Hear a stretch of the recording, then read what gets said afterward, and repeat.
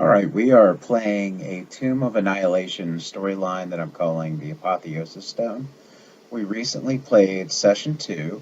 We are getting ready to play Session 3 very soon.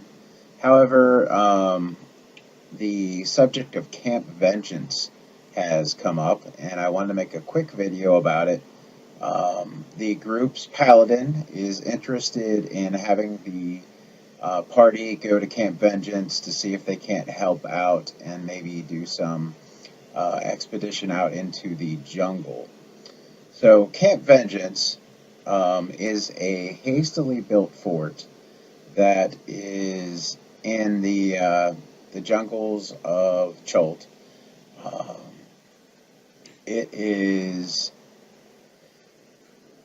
a walled compound with watchtowers and tents inside it, encircled by a ditch bristling with sharpened stakes. A large gatehouse faces the river, on the shore of which 4 rowboats are tied to a wooden post. Scattered around the fort are piles of charred remains, corpses and flayed animal carcasses swarming with flies. So the Order of the Gauntlet is who maintains Camp Vengeance. Camp Vengeance is very clearly a hastily built fortification. Um, the Order of the Gauntlet came up the river Shashenstar towards the Aldani Basin, and for one reason or another, they chose this location. They fortified it as best they could, and then they sent word to Port Nyanzaru that they needed some reinforcements. So the Templar who is in charge of Fort Vengeance, his name is Niles Breakbone. He's a human noble, and he's dedicated his life to everything that the Order of the Gauntlet stands for. However, he is very poorly suited to command of this kind of encampment.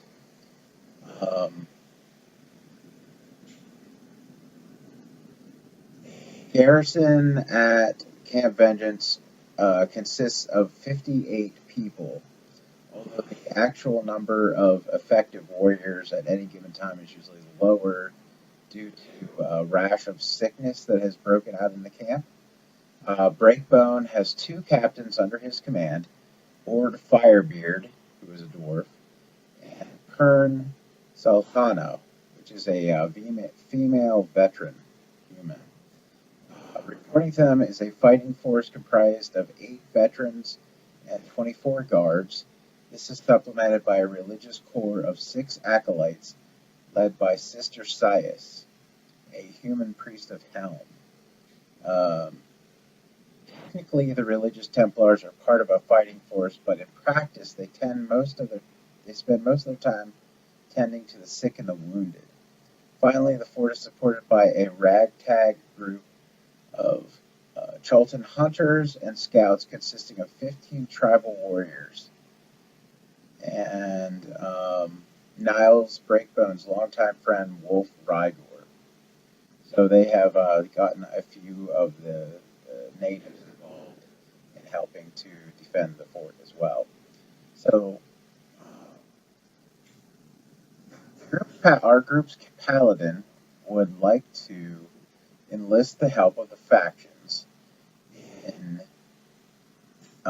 supporting and fortifying Fort Vengeance. So what we'll do is quickly discuss what the outlook of each faction is, because there's more to the story than what would seem to be going on at Fort Vengeance. There's more than meets the eye, we might say. And if the next session is going to take place at Camp Vengeance, it could turn out to be a pretty interesting session, to say the least.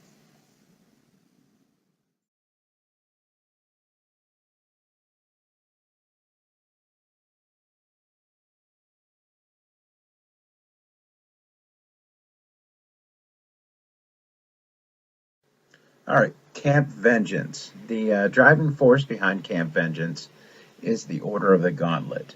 Now, Commander Niles Breakbone has been placed in charge of Camp Vengeance, and he understands war well enough, and he's a decorated war veteran.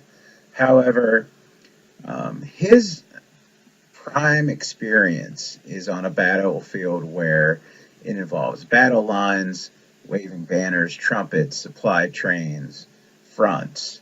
The problem with this is the battlefield is now the jungle of Chult. So it is a battlefield of ambushes, creeping death, undead, situations, and so forth that Commander Breakbone is not used to dealing with. He therefore has been very ineffective in his leadership at Camp Vengeance. However, um, even though the forces in his command have begun to lose faith in him, he continues to try to do the best he can, although he is essentially inept. Um, Camp Vengeance is located on one of the two major rivers running from Port Nyanzaru into the jungle. So the idea was that they would fortify a location along the river, and since these rivers are being used by explorers and adventurers that have recently been coming to Port Nyanzaru with the idea of investigating this death uh, curse, this plague of death, this withering disease that's affecting spellcasters and other people that have been risen from the dead. If they could fortify a location along the river, then perhaps they could help these adventurers and these explorers and be a safe haven for them. So this has not worked out well for Commander Niles Breakbone or the Order of the Gauntlet. Instead of um, taking their losses and deciding to try another tactic, in fact, they have dug in. They have said, we will not give up this land. We will not give up this front. And despite the fact that bad things continue to happen, including constant attacks from the undead, um, sickness, um, and other problems that they're having as well, as far as transportation, even and supplies. The Order of the Gauntlet has told Commander Breakbone that he will maintain Camp Vengeance at all costs. So, even though it would seem that maybe this would be a good venture for the other factions to help out, the other factions are not very interested in doing so. The Emerald Enclave, they uh, they maintain their own safe havens and bases of operation, bases of power within the jungle, and frankly, they don't want the Order of the Gauntlet to really get a foothold on the river. So the Emerald Enclave is not interested in helping the Order of the Gauntlet or the people of Fort Vengeance at all. Um, the Lord's Alliance are mainly um, captained by um, Raven Guard, who is in charge of Baldur's Gate. And he has brought many of the Flaming Fist to Port Nyanzaru and to Chult. And they have offered to allow the Order of the Gauntlet to fall back and reconsider their plans and work with them from from their command post to the north. However, the Order of the Gauntlet is not interested in working with the Lord's Alliance. Therefore, the Lord's Alliance is not interested in taking any part in helping the soldiers at Camp Vengeance. Then we have the Black Network.